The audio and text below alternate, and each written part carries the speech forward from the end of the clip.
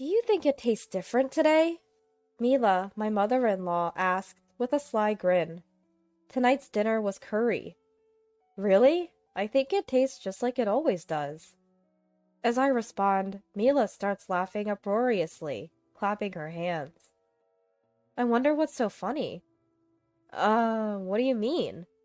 I put this in it, she says, still laughing, showing me a bottle of bleach. Pregnant, I rush to the bathroom and throw up everything. Why would you do such a thing? I wanted you to have a miscarriage. Someone who can't even properly do housework shouldn't be raising children. That's just too cruel. How would she take responsibility if something happened to the child? Even when I tell my husband that she put bleach in the curry, he doesn't listen, saying, Mom would never do something like that. A week later, Mila was in a traffic accident and became paralyzed from the waist down. Now that I can't move freely, you'll have to take care of me for the rest of my life. That's right. You should take proper care of Mom, as she says. My husband chimes in. I was doing as they said, but one day Mila, who demanded to be taken to the bathroom quickly, threw a plastic bottle at me. At that moment, my suppressed emotions exploded. What? Go to the toilet by yourself. What's with that attitude? You're his wife. You should take care of me. Does she really think it's my duty just because I'm her son's wife? Wasn't she the one who almost killed my unborn child? Do whatever you want. I'm leaving this house. With those words, I left my parents-in-law's home. 2 years ago, I married Trevor, a full-time employee at an IT company, and quit my job when we got married. I feel bad for Cynthia, but I want you to live with me at my parents' house. I don't want to leave Mom alone. My father-in-law had passed away from a heart attack when Trevor was still an elementary school student, and it had been just Mila and him since then. I can somewhat understand Trevor's feelings. We're newlyweds. I wanted us to live by ourselves. But if Trevor insists, that's fine. Can I continue working, though? Can you also quit your job? I just don't want you to be alone during the day.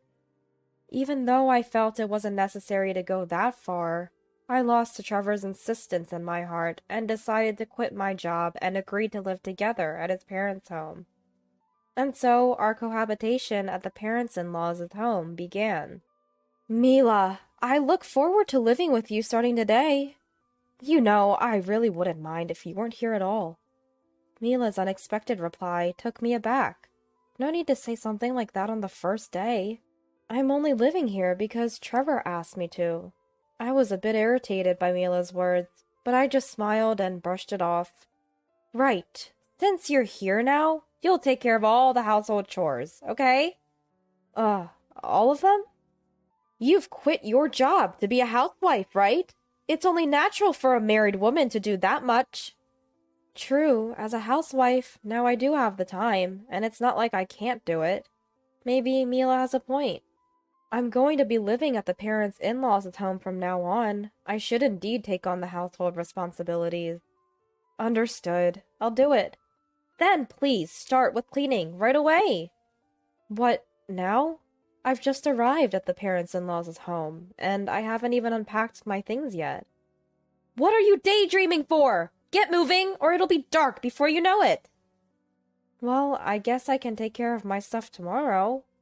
Mom, come on. Cynthia doesn't need to do it today. She's tired from moving.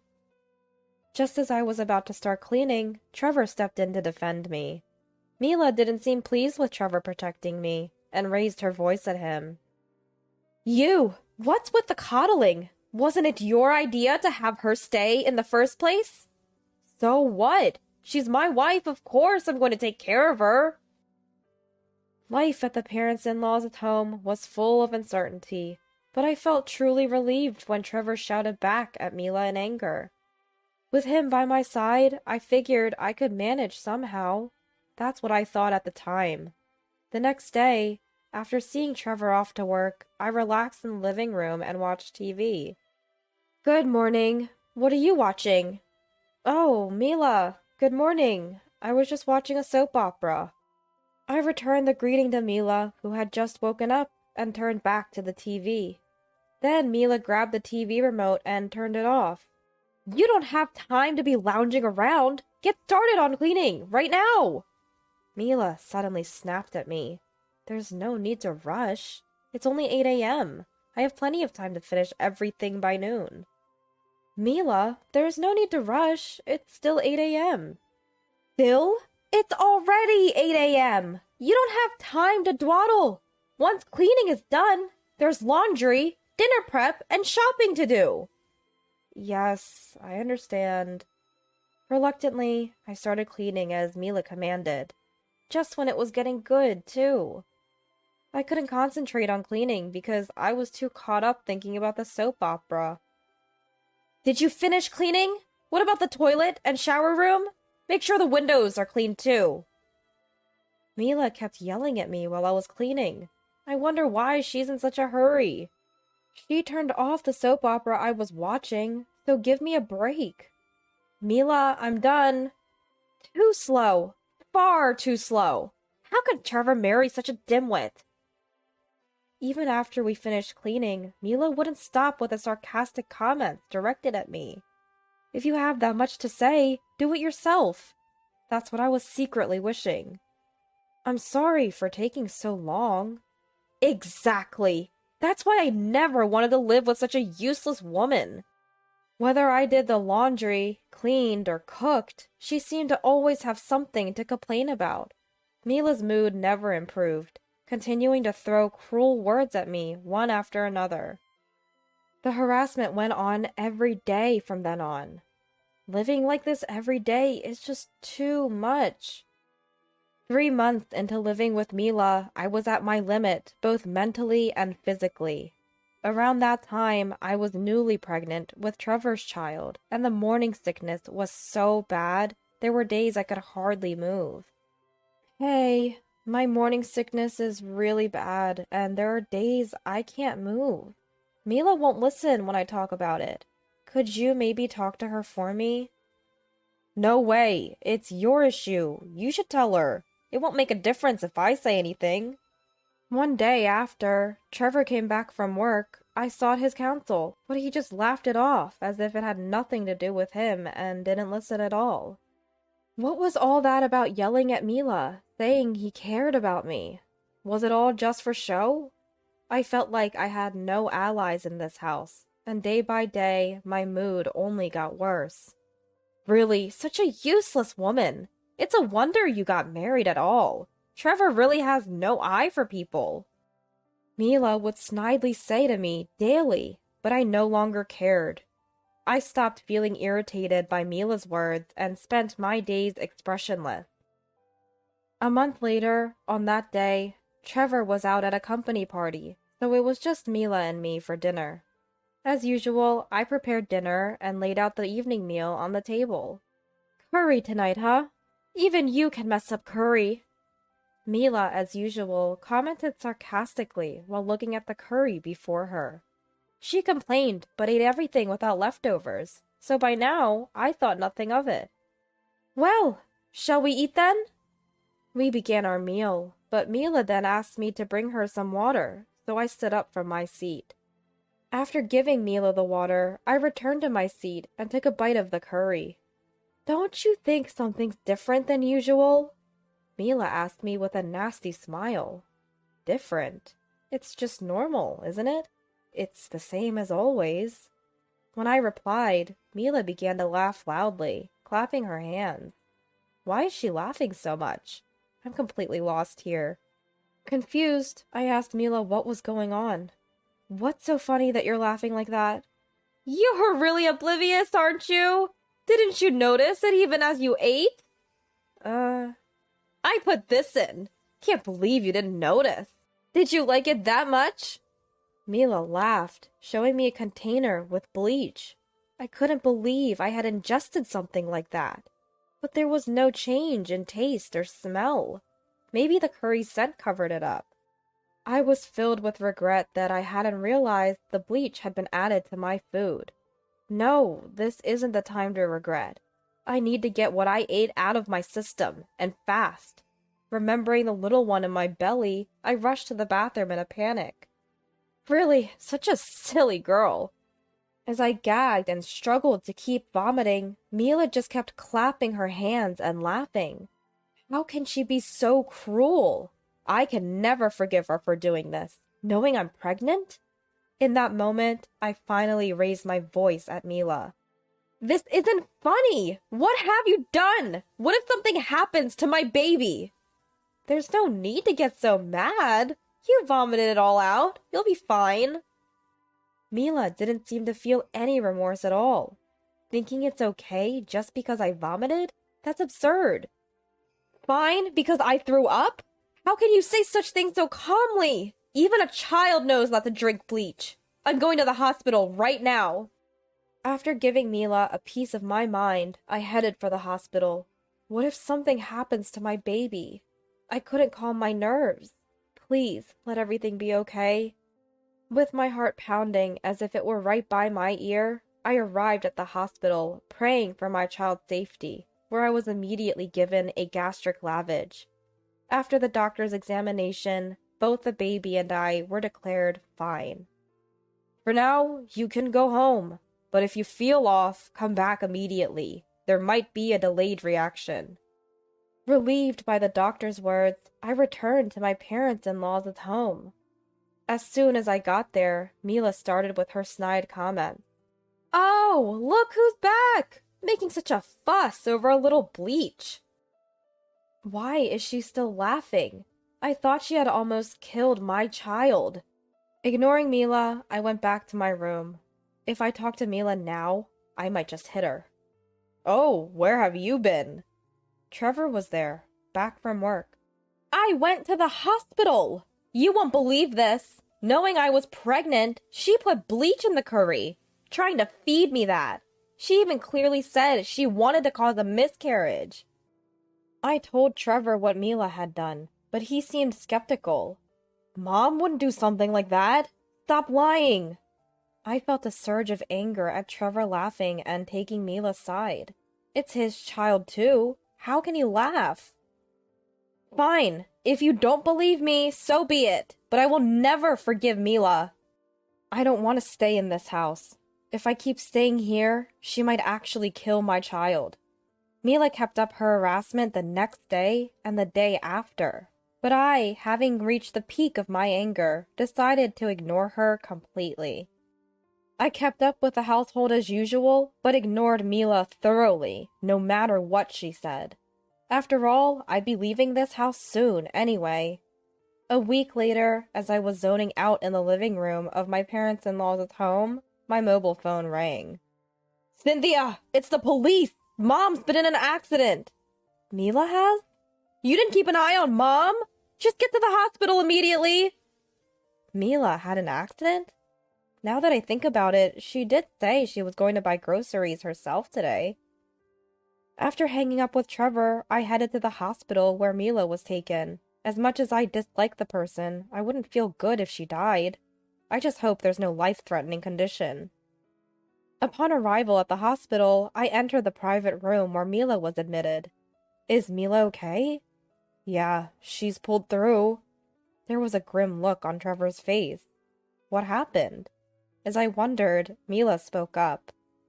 She seemed lucid and didn't appear to have any issues. My lower body? I can't move it. What? Does that mean you can't walk anymore? That's right. So now you'll have to take care of me. For life. Due to the accident, Mila suffered spinal cord damage, resulting in lower body paralysis. Hearing Mila's declaration, Trevor also broke into tears, saying, Exactly! Why did you let Mom go shopping in the first place? You should have took care of her, just like she said. That's what he told me. Why do I have to be the one to take care of her? This has to be a joke. I spoke up firmly to both of them. Why do I have to take care of Mila? After she almost killed our child? Fortunately, nothing happened, but what she did is attempted murder, you know. That may be true, but you're my wife. It's only natural for you to take care of Mom. Just because I'm his wife, I'm supposed to take care of Mila? He should take care of his own mother. Why don't you take care of your own parent? Stop pushing everything onto me. I have work, and I can't always be there. That's why I'm asking you. Plus, it's your fault for letting Mom go shopping in the first place. Take responsibility. Mila had said she wanted to go shopping, so I let her. Why do I have to be the bad guy? This family is so selfish. Realizing that arguing was futile, I stopped responding to them. 3 days later, Mila was discharged and returned to our parents-in-law's home. After dropping Mila off at the parents-in-law's home from the hospital, Trevor immediately left for work. It seems he has no real intention of taking care of Mila. Usually, you'd take the day off on your parents' discharge day. I'm so angry that he's dumped everything on me. Aside from her lower body paralysis, Mila is very energetic and started ordering me around as soon as she got back to the parents-in-law's home. Hey, pass me that remote control. You can reach it yourself. Why don't you get it? My legs don't work. Her upper body is fine, and the remote is within reach if she stretches out her arm. Don't call me over for such a trivial matter. That evening, the day Mila returned to the parents-in-law's home, her voice echoed from the living room. Hey, come here, will you? Not this again. Now what's it this time? Feeling fed up, I had been ignoring Mila, but her voice was getting louder and louder. Can't you hear me, you bitch? Get over here now! Reluctantly, I headed towards the living room. What's with all the yelling? Finally showed up, huh? I need to go to the bathroom. Take me there, will you? No, I won't. Please don't raise your voice for such things. After all, you're wearing diapers in case of emergencies. Leaving those words with Mila, I tried to return to my room. That's when I felt a strong impact on my back. Ouch! Looking at my feet, there was a plastic bottle full of water rolling around. Seems like Mila threw it in frustration at my attitude. Mila, did you throw this? That's right! It's your fault for not taking me to the bathroom! Just do as I say without any backtalk! I had reached my limit. After being ordered around and having things thrown at me, and to think my child might have been killed. Time to let her know she's mistaken if she thinks I'll always be a pushover. Quiet and obey, huh? I might feel sorry for your condition, Mila, but aren't you getting a bit too carried away? What about me is getting carried away? That's what I'm talking about. You yell when things don't go your way and throw things. Besides, like I said at the hospital, why should I have to care for you? I told Mila with a cold voice. That might be true, but at least take me to the bathroom. I already told you no. Besides, I'm leaving this house. Huh? Mila looked surprised, unable to grasp what I was saying. After she threw the plastic bottle at me, I decided then and there to leave this house today, right now. I'm not about to keep bending to someone like her. Leave, as in this house? Yes, that's what I'm saying. Did the accident make you stupid? I'm sick of being ordered around by you and Trevor. Oh, I'll listen to that later. Just take me to the toilet. I forgot to wear diapers today. Mila was still clamoring to be taken to the bathroom, probably at her limit. But no matter how much she begs, I'm not taking her. Do whatever you want. I don't care. I'll never forgive you for this.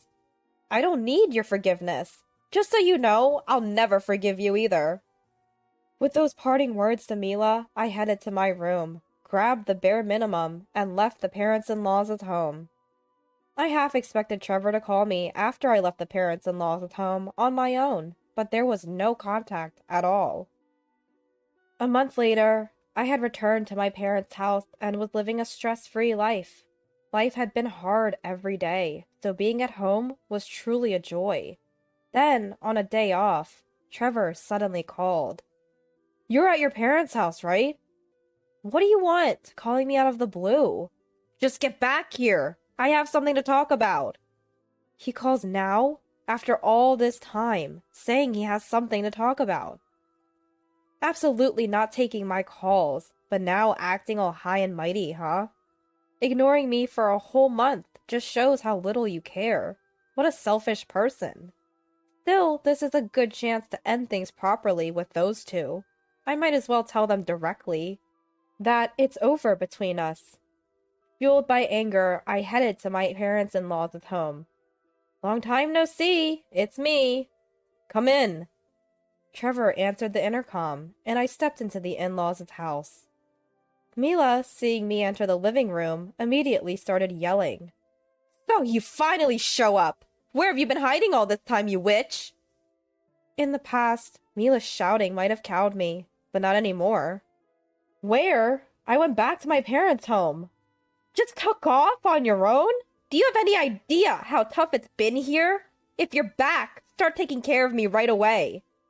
That's what I've been trying to tell you. I won't be taking care of Mila. Ask Trevor to do that. You're to blame for this mess, so take responsibility! Mila flung another plastic bottle at me, but I dodged it effortlessly. Picking up the plastic bottle that had skittered across the floor, this time I chucked it back at Mila with all my might. I made sure not to hit her directly with the bottle. What the heck? That's not safe! Mila must have never expected it to be tossed back to her. She let out a voice that sounded quite shocked. You know it's dangerous. I avoided hitting you, but you didn't miss when you hit me, did you? You! What do you think you're doing? Throwing things at people? I'll call the police! Trevor, who had been watching the exchange with Mila, interjected, but if he was keen on calling the police, so was I. Acting like they're the victim. You're going to report me to the cops? Go right ahead. I'll also report Mila for attempted murder and assault with a plastic bottle. The mention of the police seemed to frighten Trevor and Mila, and they quickly quieted down. Always quick to blame me, but never reflecting on their own actions. Are they out of their minds? Please, not the police. I'm sorry. I'm asking you too. We went too far. Please, let's not involve the police. Truly selfish, aren't you? I don't need your apologies now. Instead of calling the cops, let's end this relationship. Write this down. With that, I pulled the divorce papers out of my bag and thrust them at the two. Divorce? Isn't that a bit hasty? For me, it's been too long coming. Come on, Trevor, sign this now. But how will you live after the divorce? You'll struggle without me, won't you? No way. It's harder living with someone who won't take my side and does nothing while Mila harasses me every day. I'm perfectly fine with getting a divorce. Once I made up my mind, nothing Trevor said could change my decision about the divorce. Trevor seemed to resign himself to this reality, watching how determined I was. His hands trembling, he signed and stamped the divorce papers. Mila, you saw clearly how Trevor signed the divorce papers, right? Now I'm a stranger to you both. Don't come asking me for any favors. If you dare to bother me about caregiving again, I won't hesitate to call the cops. With those words, I left my parents-in-law's house. Just before I exited, I caught a glimpse of Mila's face. Her ashen expression was priceless. A week later, I received a message from Trevor on WhatsApp. Drat, I've forgotten to block him. Curious, despite myself, I opened WhatsApp. I'm really sorry for all the trouble Mom has caused. I regret not supporting you more, especially now that it's too late. Since the divorce, Mom's been even harsher, and it's taking a toll on me both mentally and physically. If you're willing, can we start over? I promise I'll be on your side this time. I had a sneaking suspicion this would happen, knowing Mila's character. Someone who believes they're the most important, she'd dictate to her own son without a shred of mercy. But what nonsense was he spouting now? Even if he said that, it was obvious he'd take Mila's side again. I had no intention of ever seeing their faces again, let alone reconciling. Annoyed by Trevor's message, I replied sharply. Don't be ridiculous. Just put her in a home, and don't ever contact me again. After sending the message, I blocked Trevor's WhatsApp. Of course, I blocked his calls too. With the child in my womb, A new chapter of my life was beginning. My wife is ugly and her food tastes awful. As his wife, you should do better. The words of my uncle, who was red-faced from alcohol, were advocated by other men and their relatives. My husband, getting more excited from others agreeing him, spat out my complaints one after the other. He had a triumphant expression on his face. I took a deep breath in order to contain my embarrassment and anger. At that moment, my mother-in-law suddenly stood up from her chair and glared at my husband. "Is that all you've got to say?" With the words from my mother-in-law, the room got quiet all at once. My name is Emma, and I am a 40-year-old working in a medical office. I met my husband Tom, who is an office worker, 4 years older than me, through our common interest in tennis. We are married for 13 years. My husband and I adore children, but we were unable to have any, and I felt sorry for him. My in-laws, who live apart, are constantly concerned about us. Especially my mother-in-law and I have a good relationship, and we go out to lunch and shop together. My mother died when I was little, so my mother-in-law is like a real mother to me. My mother-in-law adored me as if I were her own child. Our marriage was not going bad, but after about 10 years, my husband became very bossy. Now he has absolutely no kindness to me. Furthermore, my husband has been working overtime and traveling more and more. He has been transferred to a different department at work 3 years ago. He doesn't come home half of the week. When he does return home, he says, "Hey, dinner. Hey, is the bath ready yet?" He treats me as if I were a servant. Once, I couldn't take it any longer and complained to my husband. "You're not a child anymore. You should at least prepare your own clothes." Then he said, "What are you saying? Your duty is to obey me as your husband. Don't complain. You're my wife." For an hour, my husband pointed his finger at me, raised his voice, and abused me. Not only that, but he would repeatedly bring up this incident whenever he is in a bad mood, and there was nothing I could do about it. Because my husband was so annoying and troublesome, I had no choice but to obey him. When I was sitting at the table for dinner one day, he asked, "What's with all the vegetables again? Am I a rabbit? Now get up and put the meat out already." "You have high cholesterol, so I thought it's better to cut back on the meat." As if to interrupt me, he got up from his chair and threw the meal I made onto the floor. "Nobody knows my body better than I do. I'm going to eat out." "Wait!" My husband ignored my attempts to stop him, leaving the house with only his wallet and cell phone. He closed the front door loudly behind him. Every day I had searched the internet for recipes that reduced salt in meat for my husband. His cholesterol was high according to the company's medical checkup. All of my efforts were worthless. I picked up the food that made a mess on the floor, feeling depressed. My husband returned home 3 hours later, humming a song, drunk. I had no choice but to pick up his coat he threw on the ground and realized that it had grilled meat and perfume smell. I had suspected in the past that my husband was cheating on me, but there was no proof, so I tried not to be concerned. However, the scent of the perfume made me suspect my husband of cheating even more strongly this time. Since then, when my husband gets in a bad mood, he would leave the house without saying anything, and he takes the bath as soon as he gets home every time. Ah, it's the same perfume. I could smell it, even from the laundry basket, without smelling his coat directly. You won't be able to sing carelessly in the shower soon. Gaining confidence that he is cheating, I decided to get the evidence to put him in hell. 3 weeks later, we were heading to in-laws' house. Every New Year's Day, all the relatives gather at my husband's parents' house for a party. All the relatives had already gathered when we arrived. On the table, there was a colorful and delicious-looking New Year's dinner prepared by my mother-in-law.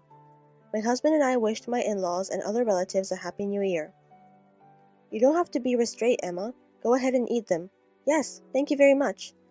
My husband looked at me with dissatisfied expression as I was sitting down appreciating my mother-in-law. "Hey, where are the chopsticks?" my husband exclaimed. I went to the kitchen, got them from my mother-in-law, and gave them to my husband. "Hey, where are the cups?" he asked. "Can't you do that without being asked?" You should care about your surroundings. Even though all of our relatives were there, my husband kept abusing me. "I'm not a psychic. You should at least tell me or I won't understand."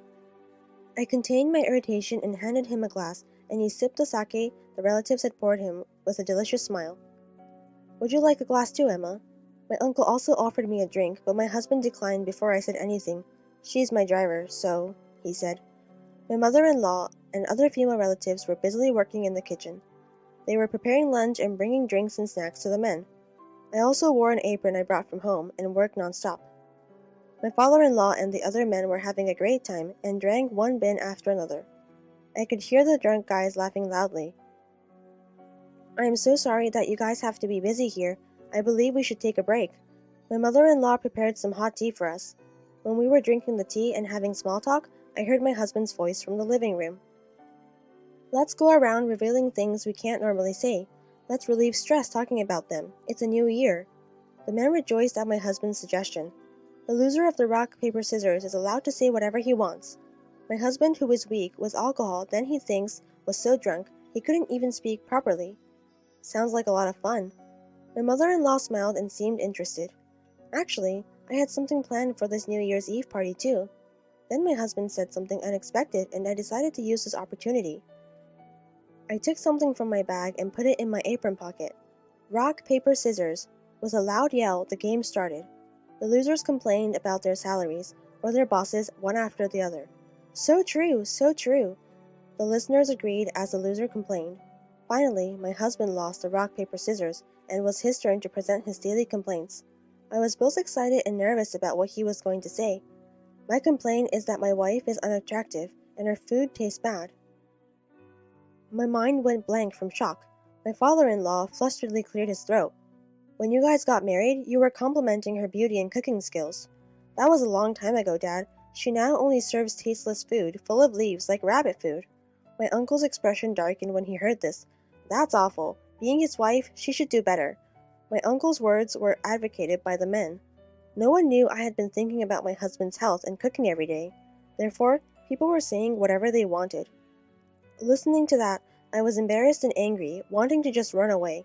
Following my husband, the conversation changed to complaints about their wives. I work hard every day, so increase my allowance. Stop whining and just obey me. The father-in-law was smiling as he listened, but the wives on the other end remained silent and looked down. Then it was back to my husband's turn. Everyone is fortunate to have children, he stated. My wife is a defective woman, incapable of having children. My husband should know how badly I wanted children. I had never imagined he'd abuse me like that. Sadness and frustration filled my heart. I took a deep breath and tried to keep the tears from welling up in my eyes. Everything will be fine, Emma. My mother-in-law took my hand gently. She sighed deeply and stood up from her chair, approaching my husband with a dark expression I had never seen before. Is that all you've got to say? The men were surprised by how mother-in-law yelled, as she usually appeared kind and obedient to their father-in-law. The lively atmosphere changed dramatically and became quiet. Hey, we're all having a good time, my father-in-law said to my mother-in-law. There's no need to be angry. What? You guys are the only ones having a good time. You're the one who had to put a stop to them. Shame on you. Defective woman? How could you say that? Yes, that is right. With a troubled expression on his face, the father-in-law looks down. Can't you see that we, too, have a lot to say to you men, right? The woman who had been silently nodding burst into applause. Now, don't be afraid to speak up. Let us say whatever we want, and we will feel better. Mother-in-law's words triggered the women to express their true feelings one after the other. Increase your income if you want more allowance. Why don't you just do things on your own if you don't want us to complain? I would want you to do things for me instead. When the wives made precise complaints about them, the men went speechless and apologized one after the other. Only my husband remained cold and did not seem to care. What's bad about telling the truth? Why would I apologize? No one replied to my husband's question, and they exchanged awkward glances. I will not apologize, and I will repeat myself. Such an unattractive wife, a bad cook, and a defective woman who can't have children. My husband humiliated me, repeatedly pointing his fingers at me. At this point, the sadness and frustration I had been holding back turned into uncontrollable rage. You have no right to say such a thing to me. I approached my husband calmly, secretly controlling my cell phone, which I had hidden in my apron pocket. It's not fair that you only get to relieve stress. I would love to too, and you wouldn't mind, right? You have complaints about me? Don't be a fool. I would understand appreciation, but not complaints. Oh, let's see. I took an envelope out of my pocket and spread the pictures that were inside on the table where all the relatives were seated. The photo showed my husband entering a seedy hotel room with a woman in his arms. Another photo showed my husband exiting the apartment where she lived, holding her hand. I installed a GPS device in his car after gaining confidence about the affair so that I could always find him and take photos to prove the affair. I had brought it with me, for discussing it with my mother-in-law later in private, but I had to do this in this situation. All the relatives were surprised. The room became noisy. My husband was frantically collecting the photos. It is common for a husband to cheat on his wife, right? Guys, come on. My husband asked for agreement to the men, but no one agreed. When my uncle, who had previously supported my husband, was critical about cheating, saying no, that can't be forgiven. The men nodded strongly in response to his uncle's words, but my husband remained steadfast. You guys can't even cheat on your wives? Haha, shame on you guys. My uncle stood up when he heard my husband's words. Who is the most shameful, huh? That's right, the men exclaimed. They stared coldly at my husband. My husband appeared to be trying hard to appear strong and right. I was disgusted by such demeanor, so I confronted my husband with additional evidence. Actually, I got a phone call a week ago from Madoka-san, your new love. I heard you've been dating for 3 years. Madoka? Who is that? Don't try to fool me. I heard you had a crush on your subordinate, and Madoka-san is 7 months pregnant. I'm not sure what you're talking about. My husband was attempting making excuses, but he couldn't hide his agitation. She requested that I divorce you. I heard you refused to acknowledge the child, telling her that your wife wouldn't accept a divorce. I didn't say that. Oh, that's funny. I thought you didn't know her name. Saying that, I took my cell phone out from my apron pocket. I put it on speaker and turned the volume up to maximum, so that everyone in the room can hear. Did you hear what I just said, Madoka-san? She sniffles, possibly crying, and says quietly, yes. Actually, I had called the girl the day before New Year's and told her I would call her today. She wanted to know what my husband was really thinking, and so she agreed. And so I secretly called the girl right before I questioned him. When the girl overheard the entire conversation, she burst into tears and became enraged. She complained, my wife and I are getting a divorce, and he asked me to wait until then. I never said anything like that. You, as my wife, would understand, right? Why would I? You were the only one who betrayed me. When I said this, he looked down and became silent. I will never forgive you, said the girl, and hung up. She had believed my husband's words. Here is the divorce paper. Fill it out right now. When I tried to make him to sign the divorce papers I had prepared, he started to be furious towards me. Don't be ridiculous. I can't just immediately write this down. How dare you say such a thing after all this? I'll have you pay me 2 million yen in alimony. No, I'm never going to divorce you. I don't have that much money. Her husband began to stamp his feet as if he were a child and whined. I had never seen my husband act like this before, and I almost laughed. But I continued to demand divorce and alimony from him. Tom, you're not a little kid. Shame on you. My mother-in-law must have been frustrated by my husband's pitiful demeanor. She scolded him with an exasperated expression on her face. You have no right to refuse divorce or alimony. Accept reality with dignity. It's not that easy, Mom. Hey, you would understand how I feel, right, Dad? No way. I mean, how could I? Be responsible for what you've done. The husband reluctantly signed the divorce papers and agreed to pay alimony, holding back his tears. I had thought that this gathering would be a great time to reveal my husband's affair, so I pushed him even harder. Ah, I terminated our lease at the end of this month, because you don't need 2 homes to return to, right? When I said this, the woman applauded and the men sighed deeply. My husband left my in-laws' house as if he were fleeing from everyone's attention. The following day, I submitted divorce papers to the city office, and I moved into a rental apartment which I had already signed a contract to. I also requested 1.5 million yen in alimony from my ex-husband's unfaithful partner. It would have been a devastating blow for the girl. She had resigned from her job after becoming pregnant, but I couldn't forgive her. My ex-husband tried to rely on the girl after his apartment was terminated. He immediately wrote the child recognition paper right after divorce. However, the girl eventually dumped him and demanded 1,500,000 yen per month in child support. Furthermore, my ex-husband resigned from his job after the affair became public. It became difficult for him to remain at the company. His parents abandoned him after that, and he was unable to find a new job, so he was sleeping in an internet cafe and working part-time jobs to pay alimony. Susan, my ex-mother-in-law, informed me that my ex-husband has gotten higher cholesterol levels and harmed his body. He had been living a self-indulgent lifestyle since our divorce. Susan and I, on the other hand, became friends after the divorce and became even closer than when I was married to Tom. Now, I am content to live a peaceful life while enjoying my solitude.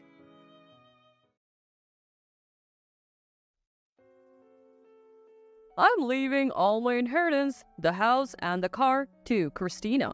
If you oppose, we're getting a divorce. I can manage just fine without you." My husband Darren suddenly declared he would give away the inheritance I received from my grandfather to Christina, our eldest son's fiancée. The man who was once so kind had turned utterly selfish. But now I know this is his true nature. I decided to play my trump card and bring both my husband and Christina down a notch. First, it seemed like the two of them had a big misunderstanding, so I decided to correct that. Imagining the look of despair on their faces, I began to speak. My name is Shiri. I'm 35 and work part-time while managing the household. Darren comes from a wealthy family that owns a business and he works in his parents' company. We met in college where I was raised in a very average household. He was a gentleman when we met, and I liked his laid-back demeanor. He never looked down on me, so we got along well.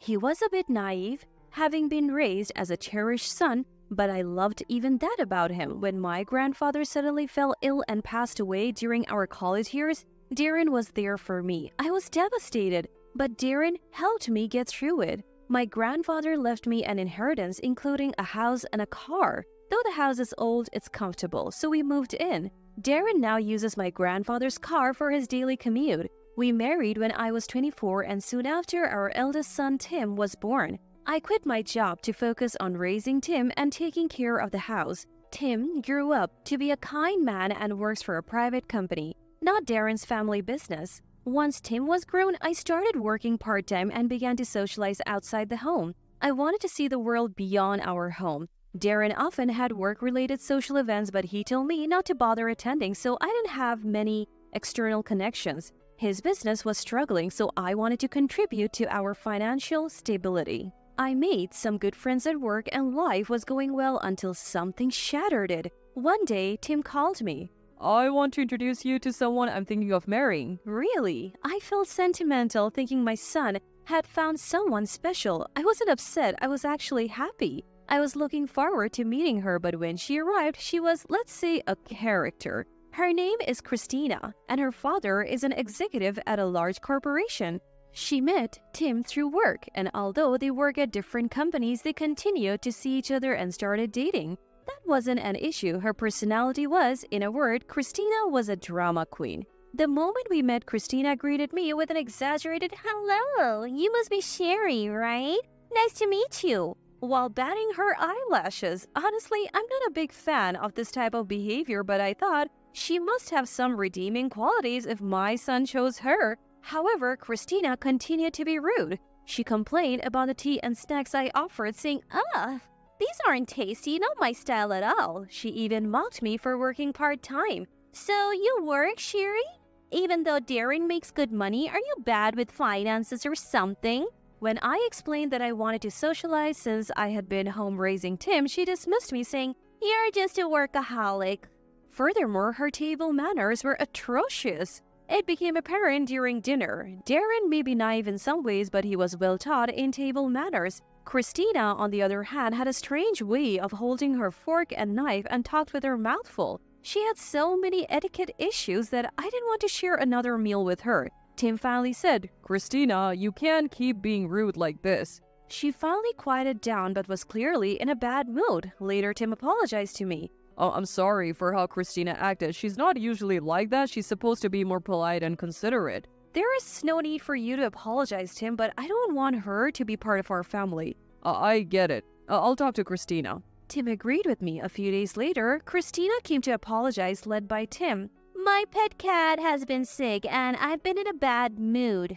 I also don't get along with my strict mother, so I took it out on you, Shiri. I'm really sorry." She bowed her head several times, showing remorse. Darren and I decided to forgive her since she apologized properly. After that, Christina behaved well and was kind to me. My negative impression of her faded and I gave my blessings for their marriage. Eventually, Tim and Christina got married and started a happy life. But that was the beginning of a nightmare. A month after their marriage, Christina showed up at our house with one cat. "This is Mia, my pet. She's not listening to me anymore and I can't keep her. Can you take her?" "Oh, wait, you're so worried when she was sick and now you're giving her up?" I was puzzled, but Darren said, "Well, why not? We can take care of her." "Taking care of an animal isn't that simple." I objected, but Darren overruled me and took the cat on the spot. When a family member is in need, you help them out. You take care of this cat. I'm not interested in cats. Darren said this and retreated to his room. He and Christina seemed to get along well, maybe because they both come from wealthy backgrounds, but treating an animal's life so carelessly made me lose trust in him. I tried to find a new home for Mia the cat but had no luck. In the end, I took care of her myself. Mia turned out to be adorable and grew attached to me. It was a good thing, but Christina continued to make unreasonable demands like asking for money or help with chores. Darren indulged her every whim and dumped all the responsibilities on me. I grew increasingly frustrated and suspicious of their motives. I decided to consult him and do some digging on those two. One day, I came home from work to find Christina at our house again. Actually, I had something to discuss with both Christina and Darren, so the timing was perfect. But then Darren dropped a bombshell. I want to give all my inheritance, the house, and the car to Christina. What? I was stunned. You mean the inheritance, house, and car that I inherited from my grandfather? Yes, I want to give Christina everything your granddad left you. Darren said this as if it was the most natural thing in the world. Christina seemed eager to accept, saying, I would like to have it all by the end of this month if possible. She was back to her old self. I was furious at their audacity. Darren, seeing my displeasure, yelled, Shut up! I'm giving everything to Christina. If you oppose, we're getting a divorce. I can manage just fine without you. The man who was once so kind had turned utterly selfish, but now I know this is his true nature. I decided to play my trump card and bring both my husband and Christina down a notch. First, it seemed like the two of them had a big misunderstanding, so I decided to correct them. Imagining the look of despair on their faces, I began to speak. The inheritance, house, and car are all in my name, inherited from my grandfather. Darren, you can't just give them to Christina. But I'm your husband. We're family, so I should be able to. Inheritances usually go to blood relatives, so it can't be yours. Christina and Darren were dumbfounded. They had been clueless, charging ahead without knowing the basics. In the end, they were just naive, spoiled children. They had been raised in privileged environments and lacked common sense, but I had more to say. I decided to add another counterattack. Wait a moment. I went to my room and returned with several documents, showing them one in particular. The color drained from their faces. It was a report from a private investigator on Darren's infidelity. Arms crossed, I showed them a photo of the two of them looking quite cozy together. Darren started to stammer out an excuse. Oh, when I'm with Christina, I feel glamorous and at ease. Being with you feels like we're struggling, and it stresses me out. I mean, you are a responsible woman, and I thought you would handle all the difficult stuffs. Plus, you inherited things from your grandfather, so I married you. But I have reached my limit. His words turned into outright insults against me. It was clear Darren had been using me all along and felt no remorse. Instead of apologizing, you're making me uncomfortable? I will gladly divorce you and demand alimony. I pulled out divorce papers, already filled out on my end. You seem to want a luxurious life, so you would probably prefer to be without a commoner like me? You even said you wanted a divorce just now, but you're not getting anything from my grandfather. Darren looked at Christina, who was throwing a tantrum. Why is this so different from what we discussed? Now we get nothing and have to pay alimony? They both seemed panicked. They're wealthy. They should be able to afford alimony and buy their own houses and cars. Why the rush? I knew why. The investigation revealed more than just infidelity. I pulled out another document. Christina, you have debts, don't you? The investigation showed you frequenting consumer loan companies. You were planning to sell my house and car to pay off your debts, weren't you? Both Christina and Darren were speechless. Also, you two are just figureheads at your companies, right? You got your jobs through family connections and collect high salaries without actually working. Your colleagues are unhappy about it. Darren probably didn't want me to meet his coworkers to keep his poor reputation a secret. He pretended to care for me while hiding inconvenient truths. I had said all I needed to say. The more I investigated, the more their failures came to light. It was beyond infuriating. By the way, Tim knows all about it. He also thought something was off with you two, so he and I requested the investigation. The two grew even more frantic, but others knew about their deeds as well. Since it's a big deal, I thought I would teach that too. I thought I would share that when the front door opened and 3 people walked into the living room. One was Tim, and the other 2 were Darren's father, Kyle, and Christina's mother, Matilda. Both looked furious. We heard everything from Tim. You two have been having affairs, accumulating debt, and acting recklessly behind our backs. As Kyle confronted them, Darren and Christina looked at Tim as if to say, "Why did you tell them?" Tim spoke sternly. "I had a talk with Mom about this. We decided to inform both families about your and Dad's wrongdoing and take some sort of action. I can't forgive Christina's affairs and debts either." Tim was unusually angry. Christina hesitantly asked Tim, "Hey, when you say both families, does that mean people other than your mom know too?" Tim nodded. "Yes, in your case, your dad, your grandfather, and your grandmother know. Soon enough, the whole family will know, won't they?" Christina covered her face with her hands, looking like she was about to cry. "If everyone finds out about this, I can't go on living." Matilda glared at Christina. "Christina, you have really done it now." I heard that Christina's mom, Matilda, is strict about manners and would never tolerate infidelity. "Ever since you were little, you have been selfish. I was worried you wouldn't grow up to be a decent adult. I was strict with you because I loved you, even though you kept rebelling against me." Christina looked startled. It seemed like she finally realized her parents' love, but unfortunately, it was too late. Confronted by their parents, Darren and Christina began to spill the details of their affair. According to them, they had been having an affair since Christina was in college. They met and hit it off at a work-related party that Darren attended. Darren, who had grown tired of my down-to-earth values, was attracted to a young and wealthy Christina, and they quickly entered into an affair. Since then, Christina had been squandering Darren's money and even racked up debts. Darren was no better, handing over large sums of money like that. I didn't notice because the money Darren used was from his personal savings, not our joint account. Both had never struggled financially, so they seemed to think money would just keep coming in. They continued to accumulate debt until they were cornered and set their sights on my inheritance. They thought they could manipulate me by threatening divorce. Christina even married Tim for his money. Tim works for a big corporation and seems financially stable, so Christina approached him. Not only that, she thought it would make it easier to continue her affair. What's even more unforgivable is that Darren was the one who suggested the marriage. Darren had the audacity to use his own son to facilitate his affair, but it seems Christina didn't like me at first sight and acted rudely. She almost jeopardized the marriage, so she pretended to repent to secure it. After hearing everything, Kyle was furious beyond words. "Oh, Darren is so selfish, I'm firing him." Hearing this, Darren was shocked. You're kidding, right? I gave money to Christina, so I don't have any savings left. You got me this job through your connections, and you've been paying me well. Look, I've been lenient because you're my son, but this is the last straw. Being soft on you isn't helping you. Plus, you know our company is struggling, right? We can't afford you anymore. The staff is fed up. You're fired. You're in your 40s. Figure it out yourself. Matilda said the same thing to Christina. "You've been messing with Tim and causing a lot of trouble for Sherry. Keeping you in the company will only bring harm. My husband and I have decided to fire you. Plus, there are allegations that you have been embezzling company funds. Multiple employees have tested that you have extorted money from them." "Oh, what? How did you find out?" In her panic, Christina confessed. She was trembling. "You are going to the police. Just because we are family doesn't mean I'll go easy on you."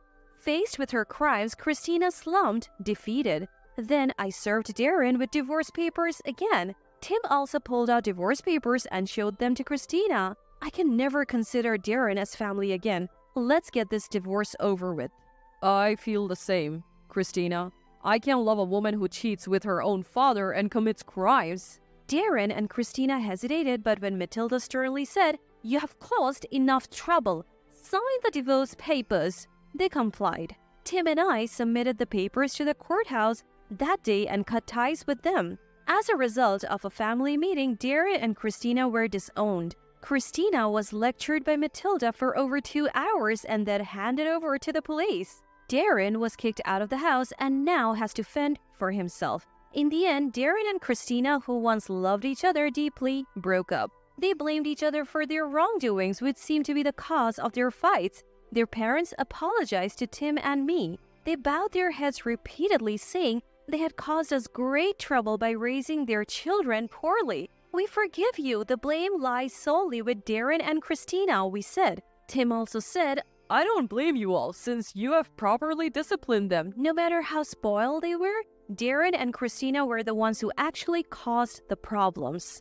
They committed crimes of their own accord, not because their parents told them to, so we didn't blame the parents. Christina, due to her embezzlement and extortion, now had a criminal record and is headed for prison. Born into a privileged life, they ended up on a downward spiral. Matilda said their family would cover the compensation owed to Tim and me for now, but they would have to pay it back once they're out of jail. Darren managed to find another job, but at a much lower salary. I heard he's living in a rundown apartment, struggling to make the compensation payments and living a poor life. I think it's all their own doing, and I hope they continue to suffer. As for me, I have managed to keep my home and am living a peaceful life with Tim and Mia. With my part-time income and Tim's salary, we're not struggling financially. We spend our weekends having fun with Mia. Despite being caught up in a terrible incident, we have managed to resolve it and return to a happy, normal life. I hope this continues for a long time to come.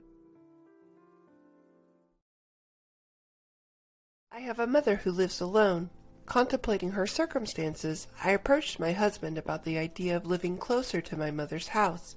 However, he flatly retorted, "We are not living near your mother's house. We should live with my parents instead." I was shocked. He just disregarded my feelings and tried to impose his will. With a deep sense of frustration, I decided to take matters into my own hands. My name is Isabella. I'm 30 years old. I live with my husband, Mark, and our 2-month-old son, Chris. Mark and I work at the same company. Although we are in different departments, we often work together on projects, and we share a number of acquaintances. We had a grand wedding celebration with our colleagues, and I was determined to make our married life a happy one. Initially, Mark and I lived in his apartment. However, as it was quite cramped, we decided to move. We wanted to have a child eventually, so we agreed to move into a larger apartment and consider buying a house later on. Casually browsing property listings on my smartphone, I started a conversation with Mark. "I don't want to quit my job even after we have a child," I said. Mark responded with a smile. "You love your work, Isabella. You should do what you like." "But it seems that the competition for daycare spots is pretty high. We have to think about that too if I'm planning to return to work." "Well, I guess you're right. We'll figure it out somehow," Mark nonchalantly replied, fiddling with his smartphone. I then decided to bring up an idea that I had been contemplating for a while. "You know, there's something I've been wanting to talk about," I began. "Oh? What is it?" he asked.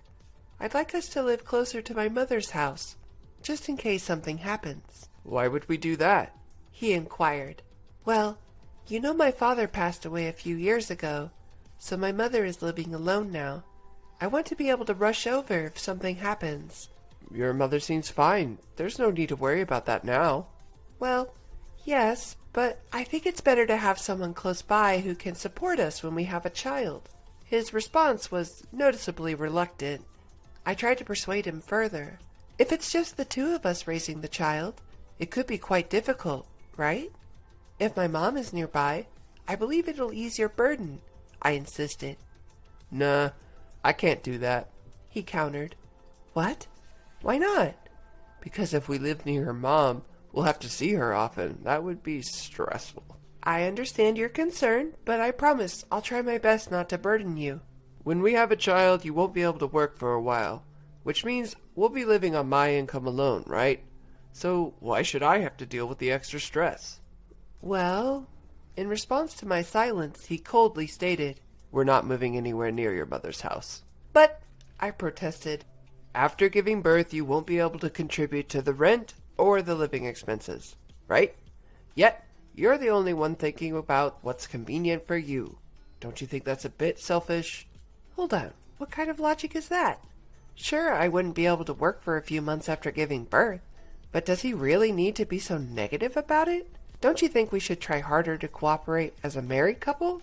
My husband's actions didn't make any sense, and I felt that if I continued to speak up, things would not progress in a positive way. We're newlyweds. I don't want to quarrel at this point. Fine. I got it. Leaving these words behind, I left the room. I couldn't bear this atmosphere any longer. Eventually, I gave up on living near my mother's home and decided to settle in an area close to both of our workplaces. After moving, work and our marital relationship were going fairly well, and we were leading relatively peaceful days. One day, I found out I was pregnant.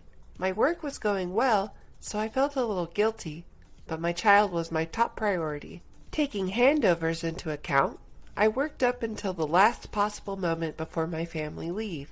Since I had more free time after starting my family leave, I started visiting my mother more often. My husband, Mark, was coming home past midnight almost every day due to overtime work.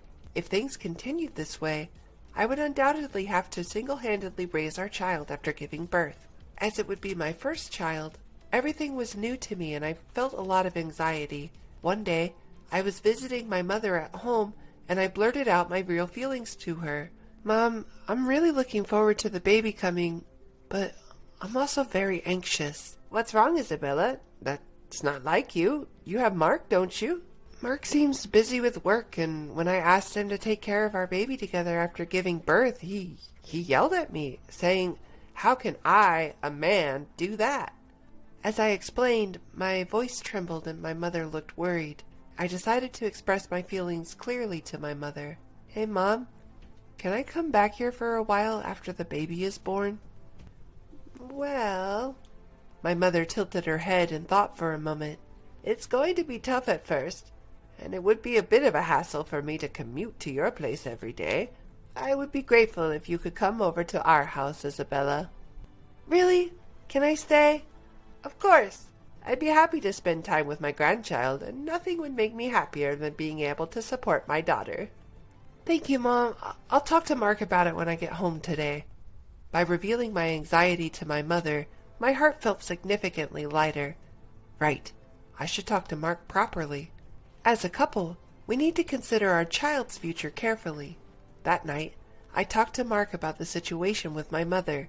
However, his reaction was not what I was hoping for. "What? Go back to your parents' house? You must be kidding." "I'm serious." I leaned forward, trying to convince my husband. "I'm nervous because it's my first time, and I need to rest for a month after giving birth. I don't think I'll be able to do the housework. That's why I want to go back to my mother's house for a while." "That's ridiculous. Who's going to cook for me? Who's going to do the laundry? Can't you manage on your own for just a little while, Mark?" "Huh? I'm out there working and now you want me to do housework too? You're a monster," Mark huffed. But in my confusion, Mark sighed heavily. I get it. I should help out, right?" "Huh? Help out?" "That's what I'm saying. I'll assist with childcare. I'll handle the chores and childcare for the first month after birth, okay? That way there's no need for you to go back to your mother's home, right?" "Well, I guess so." "Okay, then it's settled. I'll help out. This discussion's over." I understand." I wasn't entirely convinced, but the best thing for our family would be if we could work together to raise our child. I felt some apprehension, but I decided to trust Mark's words. I gave up the idea of going back to my mother's home and called my mom to explain the situation. "I see. I was looking forward to your visit, so it's a bit disappointing. But it's a good thing, right? Mark said he'll help, hasn't he?" "That's true, but I thought it would be more reassuring with you, Mom, given your experience with childcare." "Oh, there are plenty of couples who take on everything from the start without returning home. You should take advantage of Mark's support and try your best together." "Okay, I understand." As I was about to hang up, my mother stopped me. "Oh, and what's up?" "Always tell me when something happens. I'm always on your side, Isabella." "Thanks, Mom. I'll try my best with Mark." I needed to work hard to keep from worrying my mom, and so I resolved to take on childcare with my husband. A few days later, our first son was born, and the tumultuous life of parenting began. As promised, Mark did help out, albeit in a limited way. His involvement amounted to doing some light shopping after work and taking out the garbage, tasks I had managed. However, Mark was stubbornly hands-off when it came to childcare. He had never changed a diaper or even made a bottle. I was tired from the unfamiliarity of childcare and had no energy to complain. This kind of parenting life continued for about 2 months. One evening, after putting our son to bed and returning to the living room, Mark arrived home. "I'm home." "Welcome home. I'll start making dinner, so just wait a bit." "What? At least keep something ready to heat up. You're not good at managing things, are you?" "Well, what can I do? Our little Chris just fell asleep." It's been 2 months and you still can't get him to sleep properly? Never mind. I'll go take a bath first. Have dinner ready by the time I'm out." With that, Mark left the room. What was that about? Who does he think he is? Why does he demand perfection from me when he doesn't contribute to childcare at all? My irritation built, and I wanted to throw something, but I couldn't wake up Chris, who had just fallen asleep. I held back my anger. 30 minutes later, without saying a word, Mark started eating his dinner right after he got out of the bath. As I stared at him, shocked by his behavior. "Oh yeah, I have something to talk about." Mark stopped me. "Talk? What all of a sudden?" "I got a call from Dad today. Seems Mom fell and can't move her leg well." "What? Your mother?" According to my husband Mark, his mother had gone shopping with a neighborhood friend, had a dramatic fall, and was immediately taken to the hospital in an ambulance. Even after several hours, her leg isn't moving and the doctor diagnosed that she might need assistance going forward. I see. That's hard. Your father must be having a rough time." To be honest, I was more worried about my father-in-law than my mother-in-law. From the beginning, my mother-in-law did not like me. She was even cold to me at our marriage introduction. When I announced my pregnancy, "We don't need a girl, do we?" she was the type to say nonchalantly. The one who always scolded my mother-in-law and stood by me was my father-in-law. "Let me know if you need anything. I'll be there for you if you need me." Each time he met me, my father-in-law encouraged me like this. If my stay-at-home mother-in-law couldn't move, my father-in-law would be really struggling. While recalling the happenings at my in-laws' home, Mark dropped an unbelievable proposition. "Here's the thing. I had a great idea. Let's live together with my parents at my home." What? "Don't you think it's a good plan? I'm worried about Mom, and you, Isabella, are not working now. If we live together, it will reduce Dad's burden, and he would be happy." "Wait just a minute. You're joking, right? The reason I'm not working is to take care of our son, Chris. I can't suddenly decide to live with your parents." "But it's been 2 months already. You must have some free time now. Right now, Mom is the priority. You should understand that." Is he serious? When I suggested living near my mom, he outright refused, but now it suits him just perfectly. Mark is not the type to visit his home frequently, so it was convenient so far, but living with my mother-in-law is out of the question. Knowing Mark, if we lived together, he would certainly side with his mother and be harsh on me. Unable to bear it any longer, I vented my frustrations. "Don't mess with me. You flat out denied when I wanted to live near my mother, but now it's okay when it's about you?" What? What's that about? Your mother is fine, isn't she?" "But, unlike your house, my mom lives alone. What if something happens? You're not considering my anxieties, are you?" "Shut up. Listen here. You married me and became my wife. You should stop arguing and listen to what I say." At that moment, any residual affection I had for my husband vanished instantly. He doesn't consider my feelings, let alone seeing me as an equal. I cannot continue a marital relationship with him. Seeing my silence, Mark probably thought I had agreed and dropped this line. "Anyway, it's decided that we're going to live together. We're moving as soon as possible, so get the stuff packed by tomorrow." "I understand." "You should have just obediently listened to me from the start." With that, Mark left for the bedroom without even clearing the dinner dishes. The next day, once Mark left for work, I packed the minimum necessary stuff and left the house. Of course, just for me and my son. When I returned to my mother's house with my son, my mother was initially shocked, but accepted our situation once I explained. As he returned home from work, my husband, Mark, called after realizing that my son and I were not there. Hey, where are you right now? At my mother's place, Mark. What? What the heck are you doing without my permission? Get back here right now. Well, our son's already asleep, and it's late. So no. Besides, I'm not planning on returning. What the? Mark yelled at me over the phone, something that was rare for me to oppose him. Listen here, if you don't come back right now, we're getting a divorce. You got it? A divorce? That's right. Didn't I tell you? I'm moving to my parents' house. If we divorce now, you'll be jobless. That's gonna be a problem for you, huh? I couldn't see his face, but I could tell from his tone of voice that he was smirking. To him, I responded coldly. I don't see that as a problem. What? I have no objections to the divorce. So please, send the divorce papers to the court. What are you saying? You're the one who's going to be in trouble if we get a divorce. Maybe he thought that if he provoked me with a blaming tone, I would listen to him. I was thoroughly disgusted by his naive thinking. If you want to move to your parents' house, go ahead. I won't. What? You think you could just do that? I don't need your permission. After all, we're getting a divorce. Why should I listen to what a stranger has to say? Who do you think you are talking like that?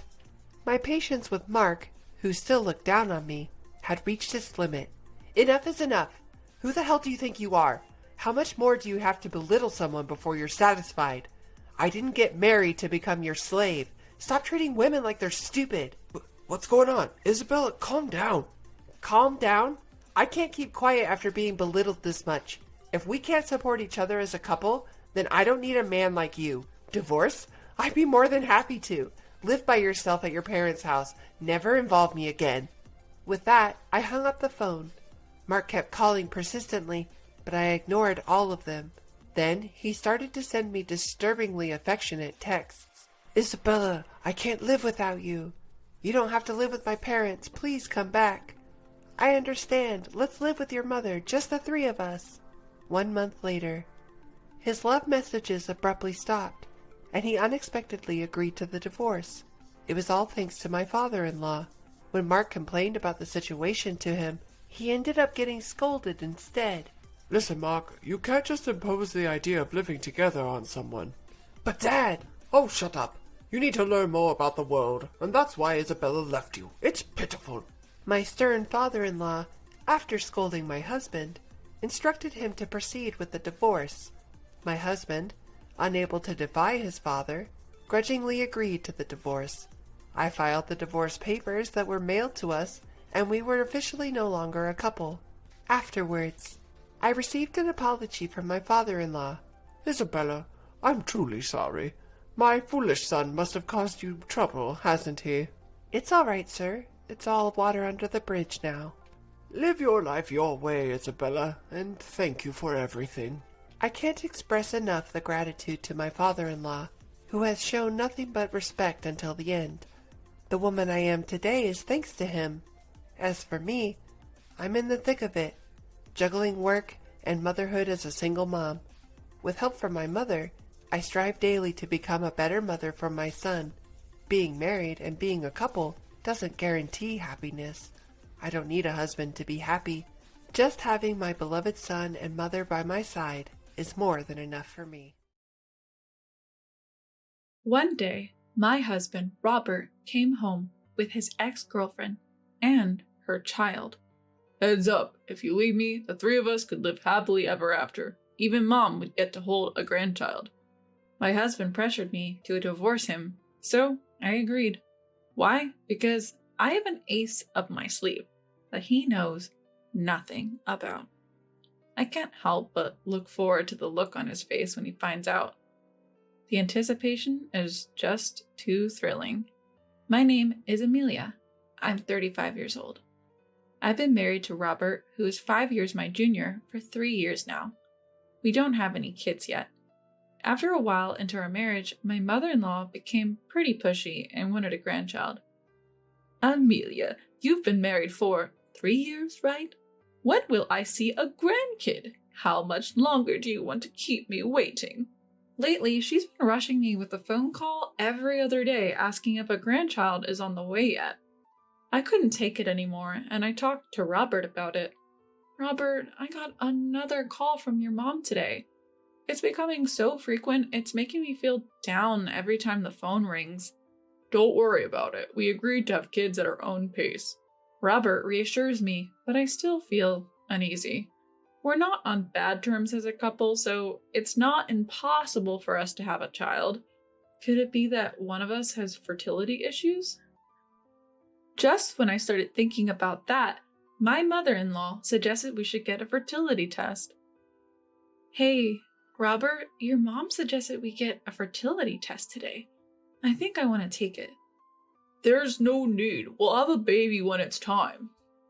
Then you go ahead and tell her that. I couldn't help but raise my voice at Robert. He doesn't seem worried about not having a child. And when it comes to his mom, he doesn't seem worried about not having a child. And when it comes to his mom, he thinks it's best to ignore her. It's me who's left feeling miserable. Doubting Robert's reliability, I decided to go for a fertility test without telling him. If the issue is with me, I want to tackle it sooner rather than later. Plus, I'm older than Robert, so the pressure is really on. To cut to the chase, my test results were fine, so maybe the issue is on Robert's end. So, Robert, about that fertility test we talked about the other day? When I bring it up, Robert doesn't even try to hide his irritation. Really? This again? Haven't I told you I'm sick of hearing baby, baby? Makes me not even want to try for a kid. Let's drop it, okay? Robert shuts down, not willing to hear me out. All I wanted to do was share the test results. Why is he so angry? I don't want this tension hanging over our relationship. Ultimately, I decided to keep the test results from Robert. Ignoring my feelings, my mother-in-law calls. Amelia, what's happening with having kids? I hate to say it, but at your age, your window is closing fast. Could it be your age that's the problem? I wanted to say I'm not the issue, but that would mean indirectly pointing the finger at Robert. That would surely get back to him. So I hold my tongue, enduring her remarks. Even Robert knows I'm looking forward to grandchildren, so why did he marry an older woman who can't have kids? My mother-in-law, convinced I'm the problem, won't stop nagging. Her complaints are now seeping into Robert as well. Robert, can you please tell your mother to stop talking about babies? It hurts to be talked about like that when I want kids too. Not only has mother-in-law been bad-mouthing me, but now even Robert is starting to blame me. Well, Mom has a point. My friends were saying at the reunion that it's harder to have kids with an older wife. Robert now firmly believes I'm the issue, swayed not just by his mom, but also old classmates. At this point, there's no way I can ask him to get tested. Eventually, every time he goes to his parents' house, he starts ridiculing me alongside mother-in-law. Today, once again, mother-in-law speaks loudly enough for me to hear. Why did you choose an older woman, Robert? I thought for sure you'd marry Isabella from college. She's the same age and looks healthy. You'd probably have a grandchild or two by now. Robert responds with a laugh. Seriously, if I'd known Amelia couldn't have kids, I never would have married her. I really picked the wrong person, huh? Ever since then, my trust in Robert dwindled. Whenever we were together, I couldn't help but give him the cold shoulder. As a result, Robert started coming home less and less. I don't need dinner tonight. Got it. It seemed Robert was hanging out with his old friends almost every night. But eventually, whether he got tired of it or ran out of spending money, he stopped going out at night altogether. So, you're not going out drinking anymore? Annoyed, he replied. So what? Does me being home bother you or something? Not at all. I was just thinking it's nice for a married couple to share meals. Even though the pressure from my mother-in-law was persistent, I started to feel that growing old together was enough, even if we couldn't have children. That's why I started treating Robert better and making the most of our time together. However, Robert started going out again on weekends. In our college days, sudden invites were frequent, but those calls had ceased lately. If he starts coming home late again, that's gonna suck. As I waited for him to come back, what actually happened was far worse. Robert came home with a woman and a baby. Who's this? She's an old classmate, Isabella. Isabella was, if I remember correctly, Robert's college girlfriend that my mother-in-law mentioned. Why on earth would she be here? And she's holding a baby. Could it be they had a fight? Please divorce Robert. Excuse me? I looked at Robert and he looked more serious than I'd ever seen him. I had a bad feeling about this. Amelia, hear me out. I've decided to start over with Isabella. What do you mean? I met her again at last year's reunion, and I realized she's the one I truly love. She's pregnant with my child. Your child? Robert, you can't be serious. It's true, but Isabella knew I was married, so she initially planned to raise the child on her own and gave birth in secret. Robert looked at Isabella with love. So why bring this up now? Isabella humbly replied, After seeing my child's face, I just wanted a normal life for them. I didn't want them to grow up as a single mother's child, but to be loved by both parents. How selfish. I get it. It's selfish, Amelia. I'm sorry for taking Robert away from you, but this child really needs a dad. Amelia, that's how it is. Then Robert chimed in. Look, I've always wanted a kid too. Everyone wins if you just let me go. So will you divorce me? I'm not the one who can't have kids. I forgave all his past wrongs and committed to our life together, and now this? Something inside me snapped. Fine. I agreed to the divorce. By the time I realized it, the words were out of my mouth. Hearing that, Robert leaned in, looking pleased. Thanks. I knew you'd understand, Amelia. So when can you move out? It seemed they couldn't wait to kick me out and start their new life in this home. How utterly self-centered. If that's what you both want, I can leave immediately, but I have a condition. You both have been dating since last year, right? You're aware that you're cheating. Well, we couldn't help it. We reconnected at a reunion and couldn't stop our feelings. I feel the same way. Isabella sparkled in agreement. I think the fact we've conceived proves that we're blessed. Happy-go-lucky, both of them. It's terrifying that they think I'd be okay with this. Good. I'm glad you admit to the cheating. Now I can cleanly claim compensation in the divorce. Upon hearing this, Robert and Isabella went pale instantly. Compensation? Are you a demon? You plan to take money from us while we're raising a child? Exactly. You've never had a child, Amelia. You don't get it. I have no intention of listening to either of you, I said coldly and in a low voice. I don't care about your circumstances. If you cheat behind my back and then unilaterally demand a divorce, it's only fair that you owe me compensation. Monster! Devil! Heartless woman! They shouted and screamed, spit flying. Ignoring them, I went in for the kill. If you can't afford to pay, why not ask mother-in-law? She's been dying to see her grandchild. She'd probably be happy to help. You're right. Mom will definitely help us out. Seemingly reassured, they agreed to pay me the amount I demanded. Of course, I also tacked on the cost of my accommodation until I could find a new home. To avoid future complications, I made sure they signed an agreement. Shall we go tell mother-in-law right away? Yeah, Mom will be so thrilled to finally have a grandchild. Ignoring my presence, Robert and Isabella excitedly discussed their new life. Later, when we visited mother-in-law at her home, we told her the whole story. Then mother-in-law exclaimed with surprise, Robert! Well done! I told you so, didn't I? It's better to marry a classmate. I always thought you and Isabella would be a better match than that old Amelia. Turns out my mother-in-law is just like Robert and Isabella. They only think about themselves. Soaking up mother-in-law's praise, Isabella is over the moon. Mother-in-law, thank you. Now, let me hold that long-awaited grandchild of mine. Robert stopped mother-in-law as she immediately moved to hold the baby. But there's a problem. Amelia is demanding a settlement. What a greedy woman! She says it's a condition for the divorce. Isabella and I want to be together as soon as possible and let you hold your grandchild, Mom. Robert, you're such a kind son. I'm proud of you. But we're going to need money for raising the kid. We can't make ends meet if we pay the settlement. Mother-in-law then smiled warmly at them. If that's the case, leave it to me. I've saved up some money for my grandchild. Use that to pay off the settlement. Thank you, Mom. Thank you, mother-in-law. Now let me hold the baby. Oh, how adorable. Those eyes are just like Robert's when he was a baby. To an outsider, they look like 3 happy generations of a family, blissfully unaware that it was all a facade.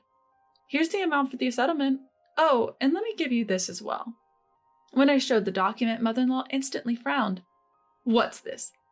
These are the results of my fertility test. I thought you all should know the truth. I showed everyone the test results.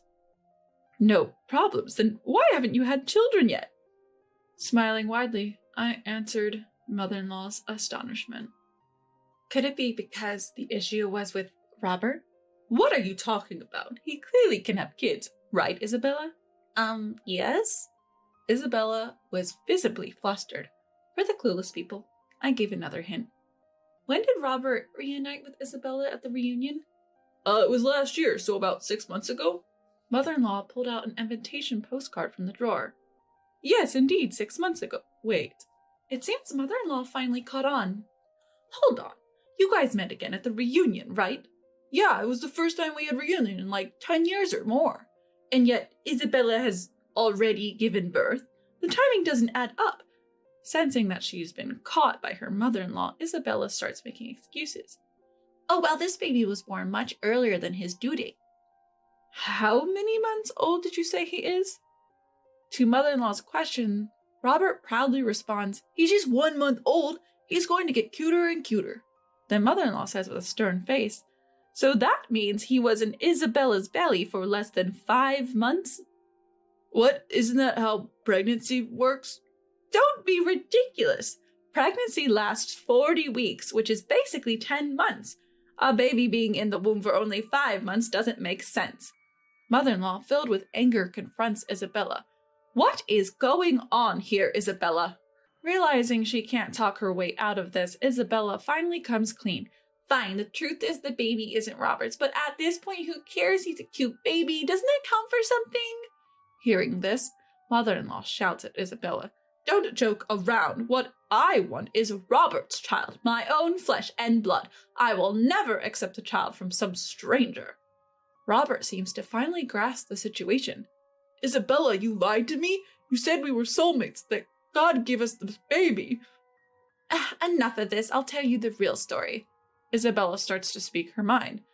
This child is from my ex-boyfriend, the one after Robert, but he was a terrible man and disappeared as soon as he found out I was pregnant. That's why I was looking for a new dad for him at our reunion. You're kidding. And you, Robert, fell right into my trap. I thought I was lucky, but who knew you'd be infertile and make things this complicated? Annoyed, Isabella stands up, holding her baby, ready to leave.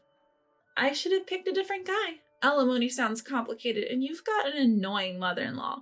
I'll find another man to be this child's father. Wait, where do you think you're going? I won't let Isabella go scot-free. Isabella taunts back at me as I hold her back. What? If I break up with Robert, then I'm not involved anymore, right? Just go on with your life, or maybe you two should just reconcile quickly. It's too late for that. Because of you, I have no intention of reconciling with Robert.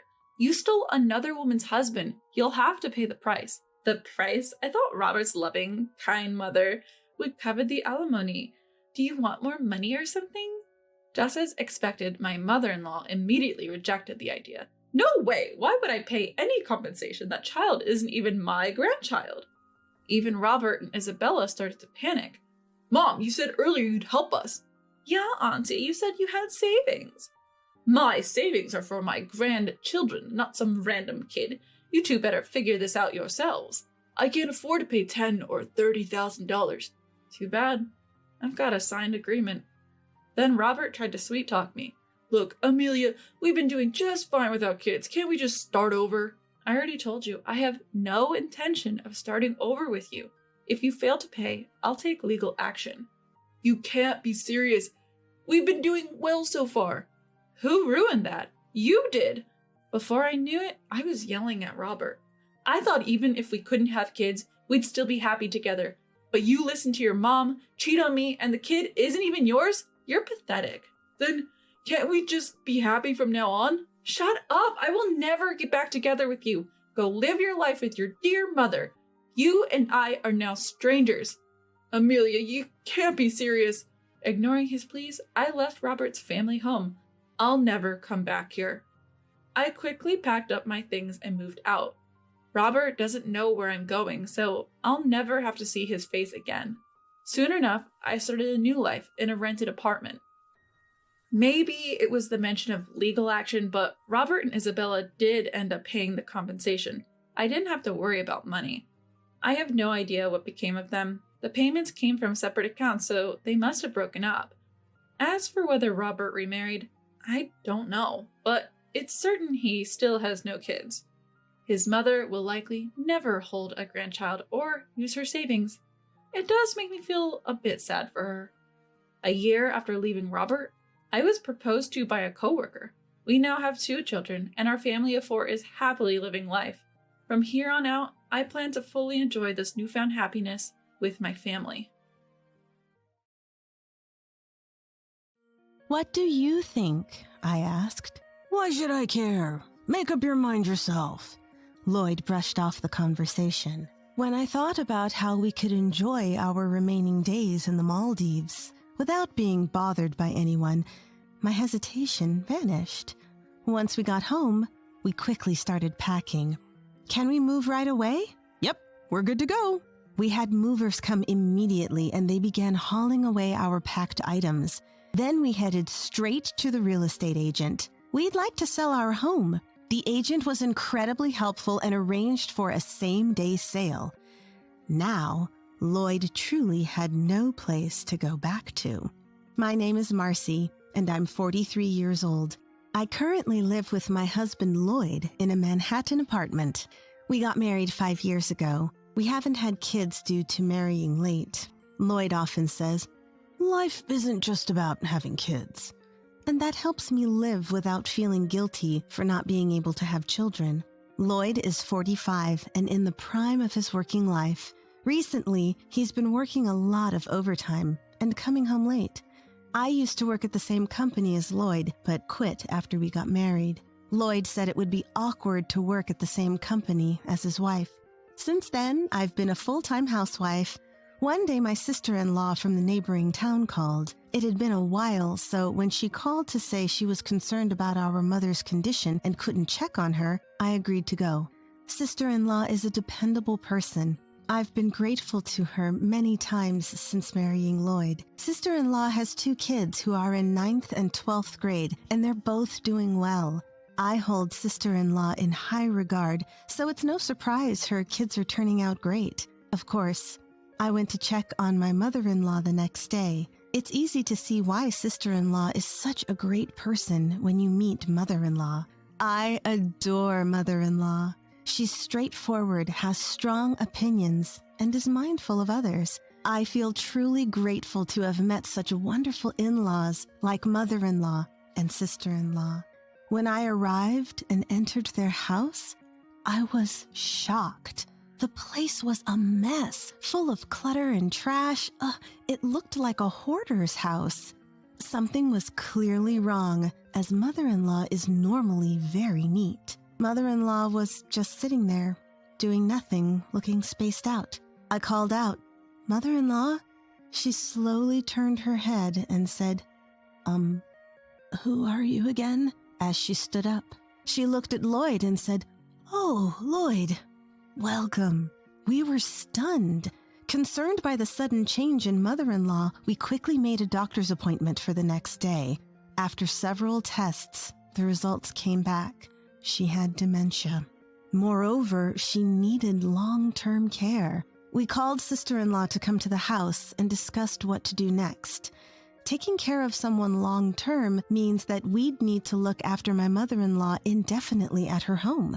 Of course, public programs and private services are also options, but my sister-in-law offered, Marcy, thanks for everything. I'll take it from here. Surprisingly, Lloyd objected. No, your place is far, and moving your kids would be a hassle. True, my sister-in-law lives in the next town over, which would require her younger child to change schools. We should move in with my parents to take care of them. What do you think, Marcy?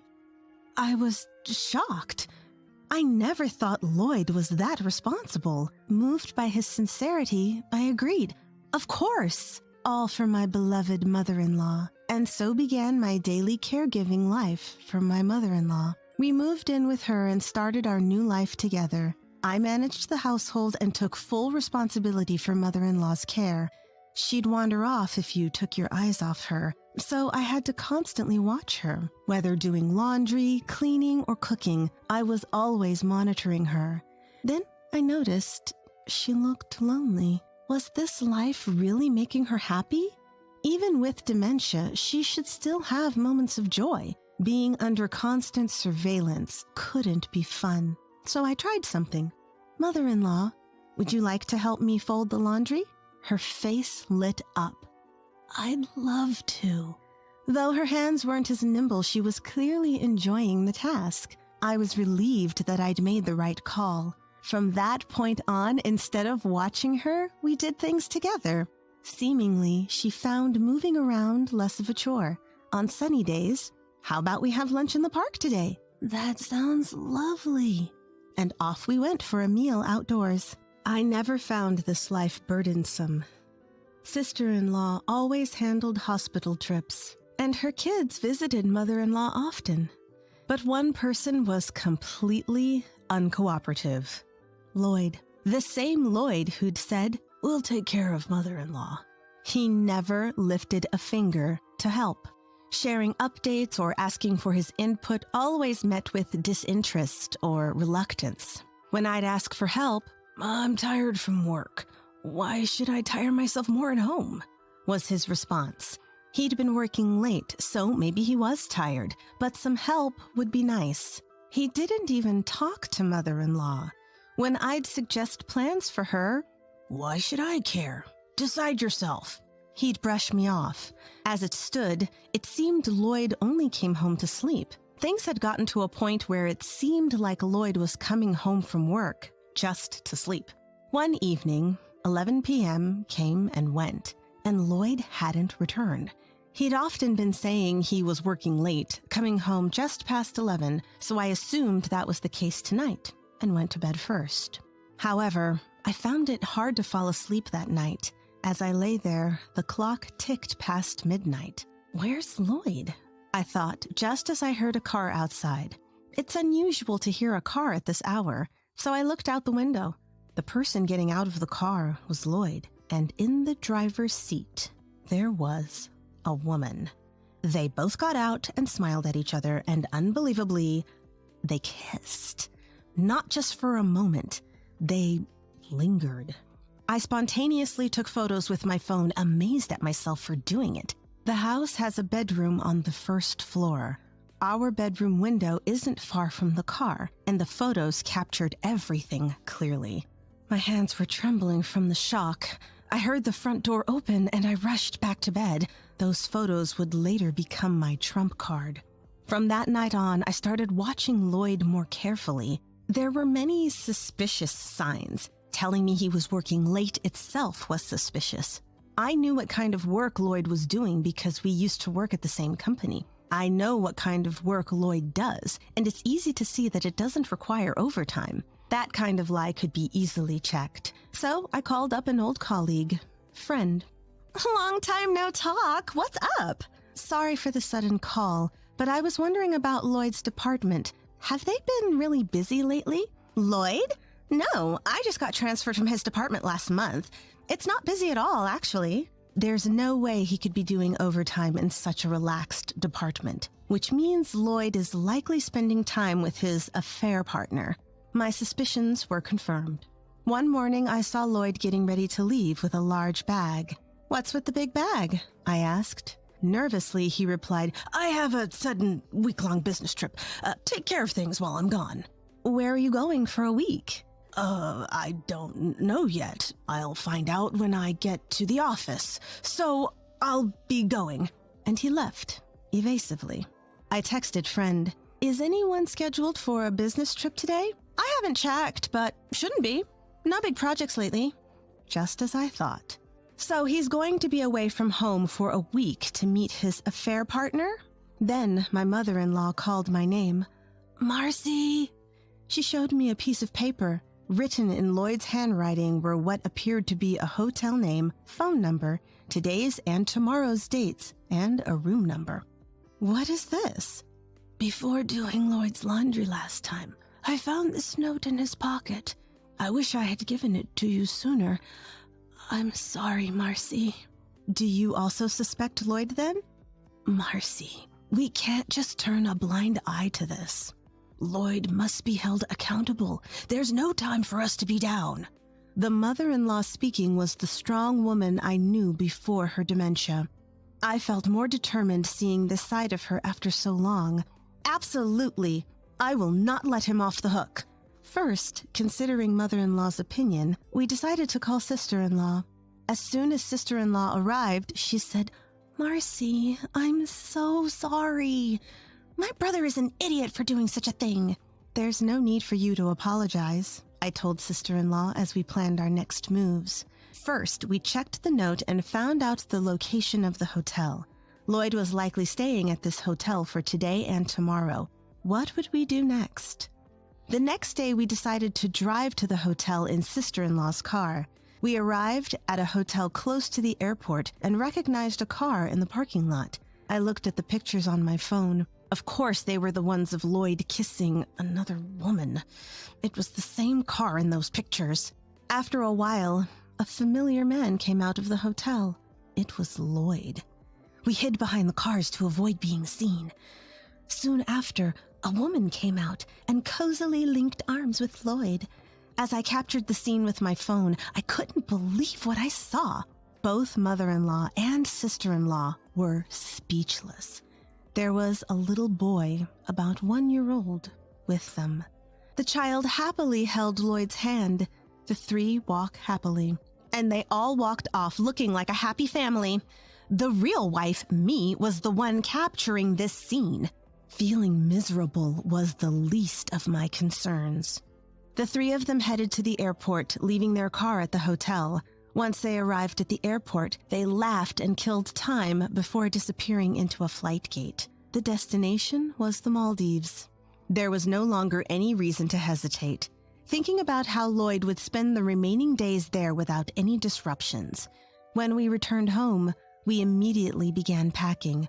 I called a moving company and asked, "Can we move out immediately?" "Yep, that's no problem." They came to help us pack, and we temporarily stored our belongings at sister-in-law's place. Next, we went straight to a real estate agent. I want to sell my house. The agent was incredibly kind and expedited the selling process for us.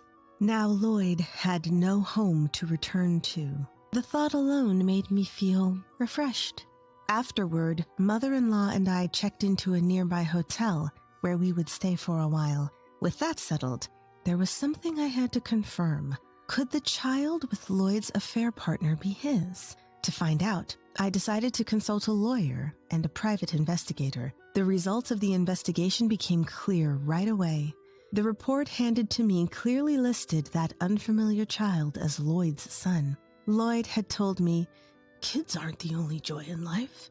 But did he actually want a child? Did he have an affair because he couldn't have children with me? Only he knows the answer. But I can't keep this inside, as even my mother-in-law told me. I will never forgive him.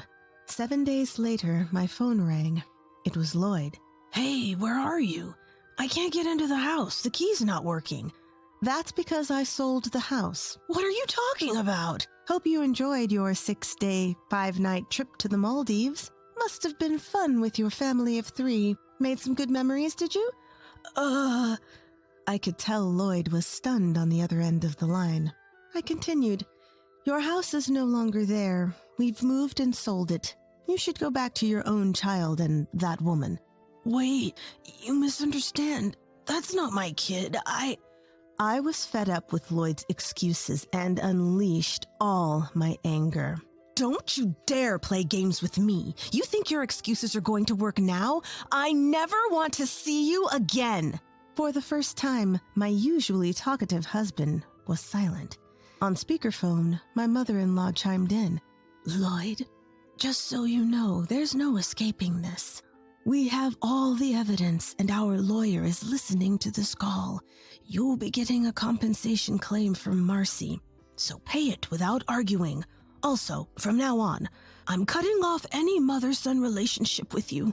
Don't think you can fall back on me, and you can forget about any inheritance. What? Mom, you're clearly not suffering from dementia. Can you believe it? I have genuine dementia, but listen, if Marcy is this hurt and in such a tight spot, how can I not step up? Marcy has been by my side, taking care of me all this time. I can't just sit around being a useless mother-in-law when I can't even repay her kindness. Hearing those words, tears flowed from my eyes, even after what my husband did to me. I felt truly blessed to have such a kind mother-in-law and a supportive sister-in-law. I was the luckiest daughter-in-law. Later on, Lloyd paid the $80,000 compensation I demanded, all in one go. Although it was a high sum, thanks to my excellent lawyer, we managed to secure the full amount. While evidence photos helped, the most impactful was the revelation of his secret child. Though my inability to have children played a part, that's a complicated feeling. I reported every detail of Lloyd's affair to his company, and he became the talk of the office, but not in a good way. Everyone from his coworkers to his bosses started looking at him coldly. Even after paying the compensation, his savings depleted.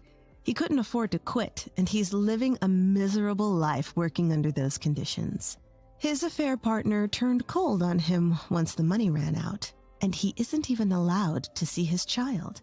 Yet he still has to pay child support, leaving him in a dire financial and emotional state. My sister-in-law's eldest got into college and moved out, so my mother-in-law moved in with her.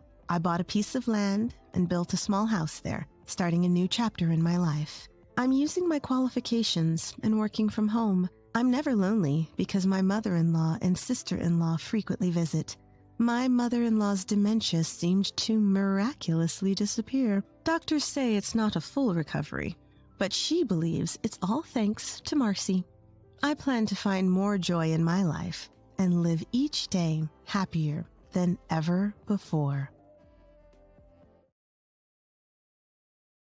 Where are you right now? Are you okay? With my heart pounding in my chest, I tried to check on my husband, but to my surprise, my husband was perfectly fine. In fact, he lets out a heavy sigh over the phone and dismissively replies, "What's all this about? I'm at work as usual. Stop calling me when I'm busy." At this point, it was confirmed. I was sure that he was lying to me. It's time for me to put my long-held plan into action. My name is Mary, and I'm 30 years old. I work as a nurse at a senior care facility, where I face the daily reality of aging. Looking back, people used to tell me in my student days that I was naturally caring. So when I grew up, it only made sense for me to choose a profession where I could put that nature to good use. The residents at the facility range from those who are relatively active to those suffering from dementia. Every time one of them thanks me, I feel a sense of fulfillment, and I have a loving husband. His name is Mark, and like me, he's also 30. It's almost been 3 years since we got married, and we've been able to live a happy married life. Although we don't have children yet, there's no particular dissatisfaction. I still wanted to enjoy my time with my husband. However, my husband has been working overtime and working on holidays. He works at a bank and is busy every day. Even so, I had never heard of working on holidays at the bank, so I was a little suspicious. Lately, he's been coming home from work looking irritated and sighing. He often doesn't eat the prepared dinner, and our time together has greatly decreased. These days continued for a while, and I, worried, decided to probe my husband. I subtly called out to him as he relaxed with a beer after returning home.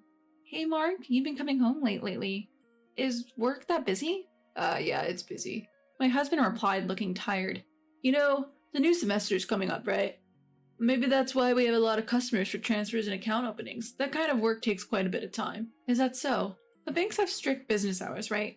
Even so, do they have overtime and work on holidays?" Upon my inquiry, My husband's eyebrow twitched. I didn't miss that moment. That reaction.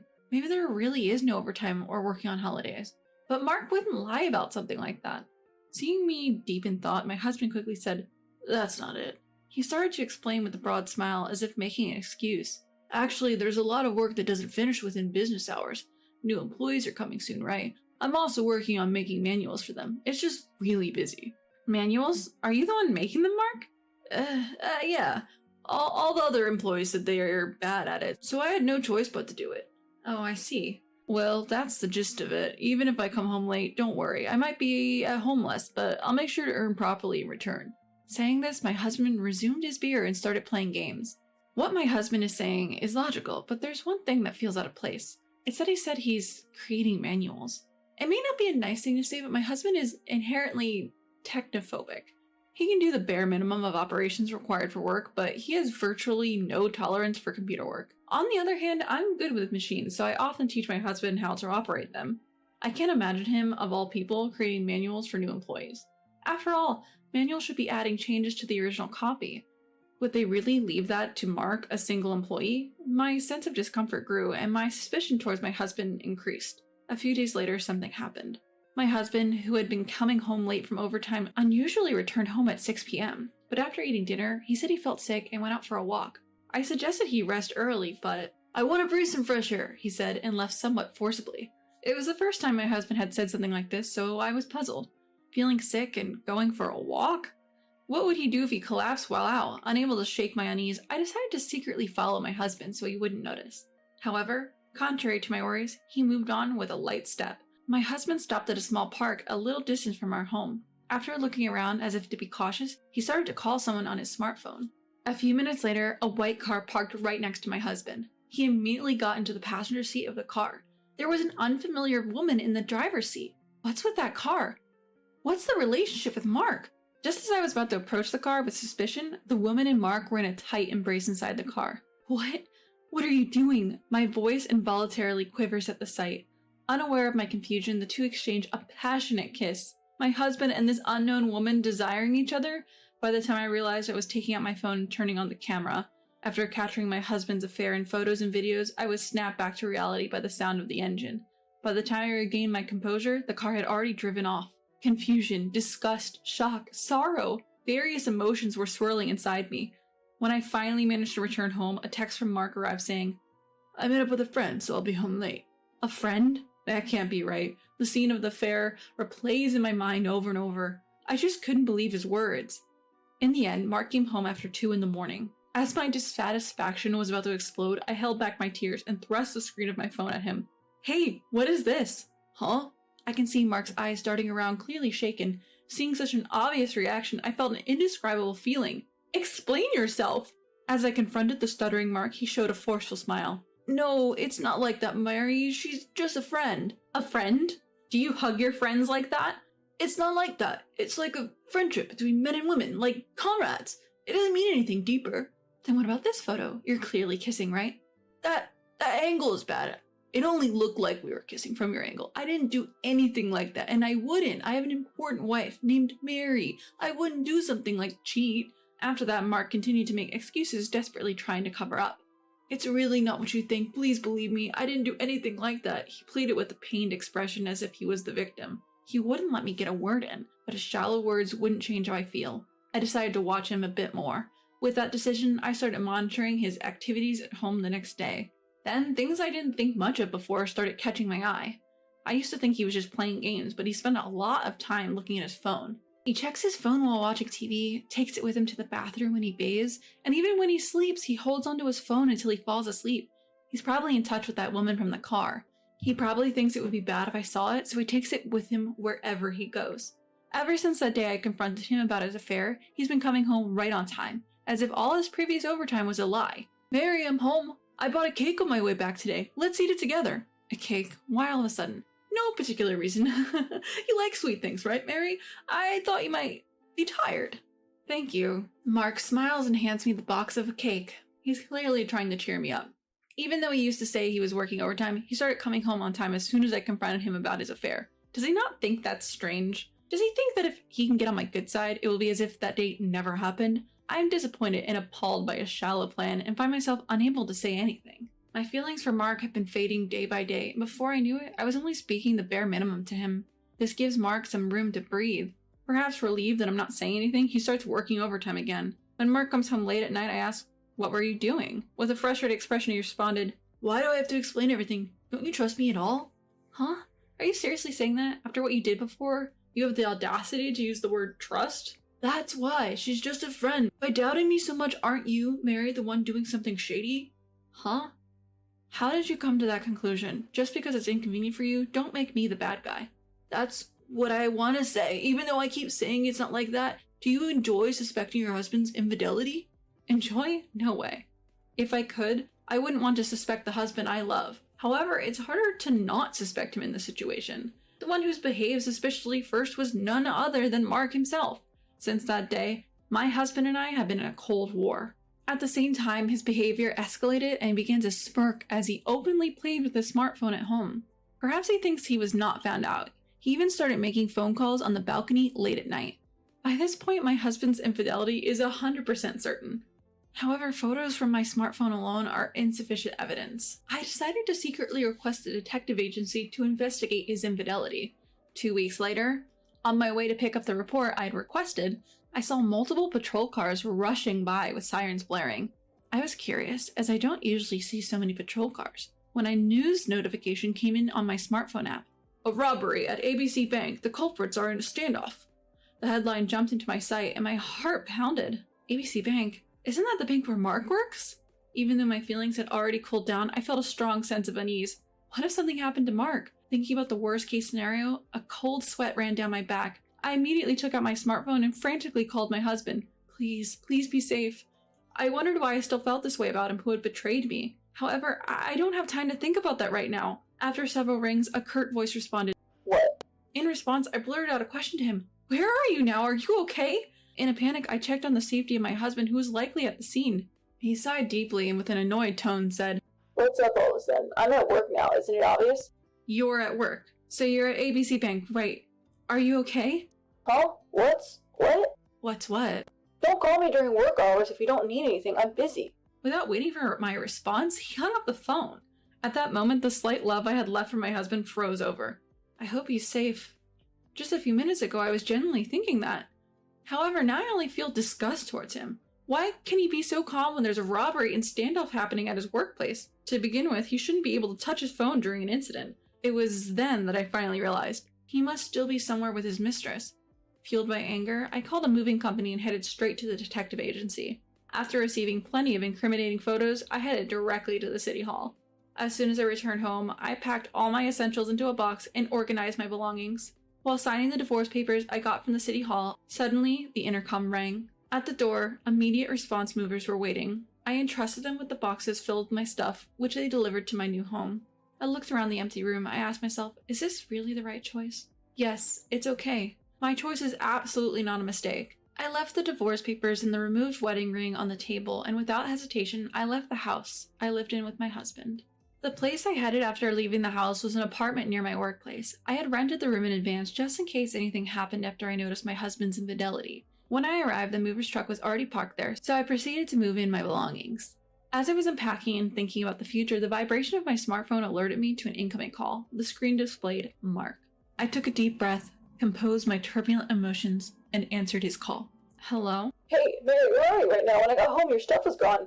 I only took my belongings from home. Any problem? You took your stuff? What the hell are you talking about? Mark's urgency was palpable, transmitted over the phone. I conveyed the facts to him in a calm manner. I will not return to that house anymore. You saw what was on the table, didn't you? The table? Huh. What is this, divorce papers? This is not a joke. Don't mess around. Mess around? I'm being very serious, though.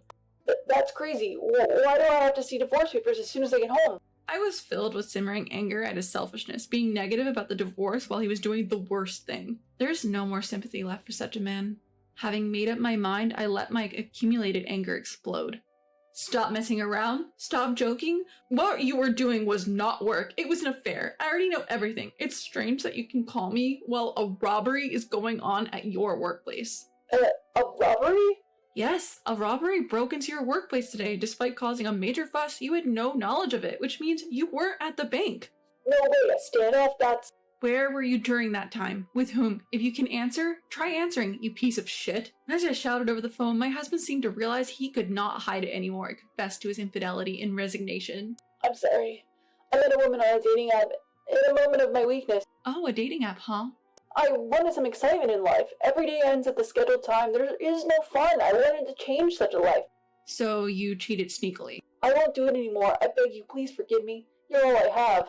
He pleaded desperately, but of course, I did not respond. Shut up. Go seek your thrill on your own. Don't you dare contact me ever again. I hung up the phone with force and threw my smartphone onto the sofa. Afterwards, since my husband was reluctant to sign the divorce papers, I had to resort to hiring a lawyer and claim damages from him and his mistress. Feeling threatened by the lawyer's involvement, he quickly agreed to the divorce and promised to pay the full amount of damages. The woman, angry at being sued for damages, promptly left my husband. I feel annoyed to express gratitude to a woman who laid hands on my own husband, but I was able to take revenge on my husband because of her. So I thank her for cheating with my husband. I was able to throw away the unnecessary things and finally step into a valuable life. For a while, days of striving at work will continue. I will live each day cherishing it, proud of my own life.